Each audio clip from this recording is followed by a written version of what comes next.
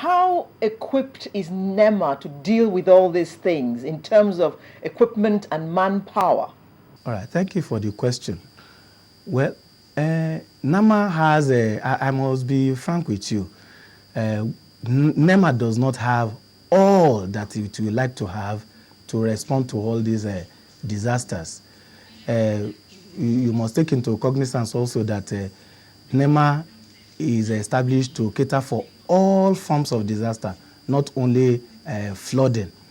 But just in a short sentence, I would say that we have considerable equipment, but not all that we would like to have. However, like I noted also, that we do not expect that NEMA will be in possession of all the equipment that will be required. That's why I talked about stakeholders. We have our stakeholders. For example, the rescue operations that I said we carried out was carried out in collaboration with NEWA, the Inland Waterways Authority. They have the boats. We use their boats. Some of the things that sometimes we even co-opt construction companies. State governments too can have facilities. When it comes to health issues, we use the hospitals. So on the overall, I would say that we have some equipment. We would like to have many more, but we are also appealing, or we are also advocating that all the other government agencies, if every other agency we have at least some level of functional equipment, we can now synergize all this equipment and deploy them whenever there's any kind of a disaster. Let's go back to the very beginning, Mr. Otagbade. If we want to look at this, we'll say that how prepared were you for this emergency? It's been mentioned that NIMET has said there's going to be a flood. And then the response time from all of what we have seen in the different reports that's come to Channels Television has shown that the response was not immediate. What will be the cause of that?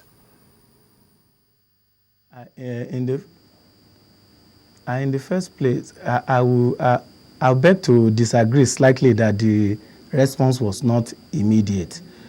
We were expecting this. We were expecting the flood because right from March, when NIMET gets that the warning, like I said, we had series of conferences and coordinating meetings to sensitize all the stakeholders. However, we must understand that NEMA is a national agency. We have zonal offices. We have some offices in the states. But the hierarchy of our operation, we expect that the state governments should have a state emergency management agency. We also expect that the local government should have local government emergency management committees. Unfortunately, only very few states, very, very few, that you can count on the tip of your fingers, have functional state emergency management agencies. Practically, yes, sir. I am very keen to find out what was the speed of reaction to the Lokoja situation. We have seen on television the Senate president saying that the government response and emergency services response in Lokoja was not immediate and it was not good enough. It was not robust. And I don't think the Senate president will speak in a way like he did unless he has information to show that that was exactly what happened. Reporters as well have said that the speed of response was not there.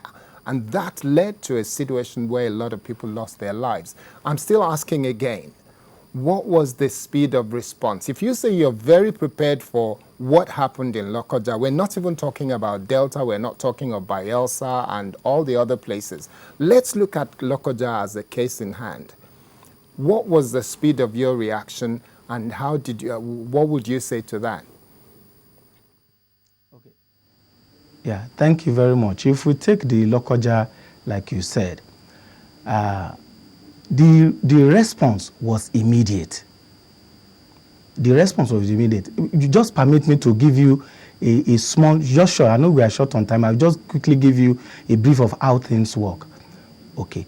And why I was emphasizing on the, you see, emergency response is basically community-based. For example, it is when we get a report that the flood has reached a certain location that we move. Mind you that, like I said, that the flood is widespread. So I tell you, for example, that when we got, like on Sunday, I got the call that the flood, I would use Ibaji for example, permit me to use Ibaji for example, in Kogi State. We got the report that Ibaji had gone underwater by Sunday by around 4 p.m. local time. By 10 o'clock on Monday morning, we were already there. That is despite the fact that the road, traversing the road was difficult. By Monday morning, we were already there. However, the point that I was trying to say is that if we had a local government emergency committee and a state, they are closer to the people. They will have started the response operations before the federal might or the federal presence will get there. That's what I'm trying.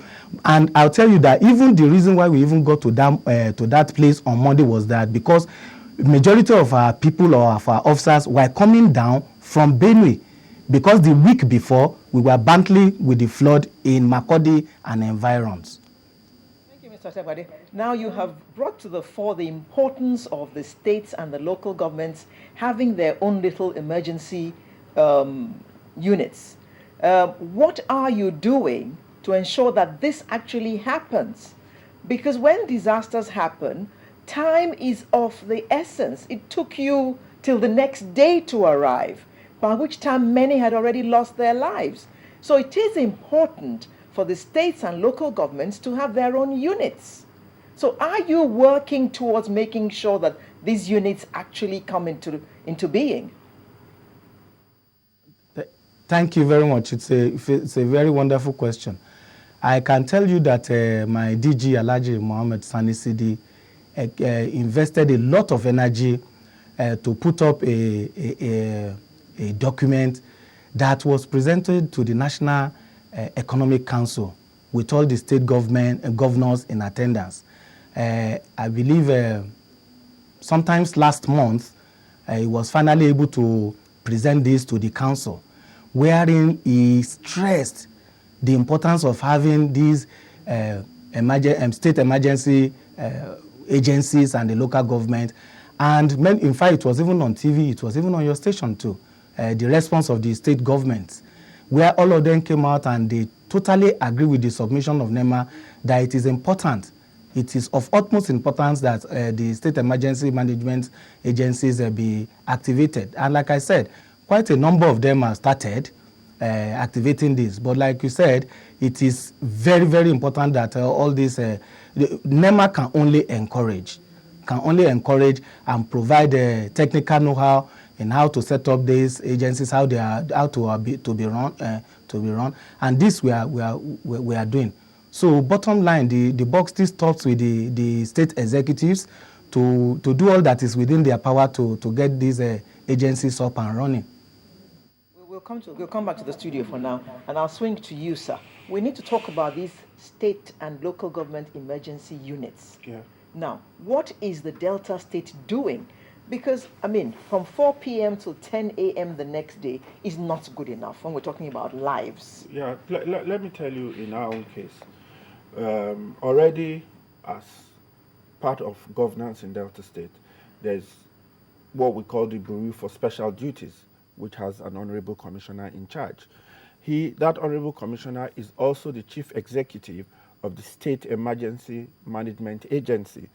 Of course, they are charged with, responding to all kinds of emergencies. Now, immediately this thing happened, that colleague of mine was also out of the country. He was trying to go to Israel because he also has the purview of organizing pilgrimages. So he was in the middle of doing all that, and he was recalled immediately. And of course, even before he came, the structures were on the ground, and they swung into action.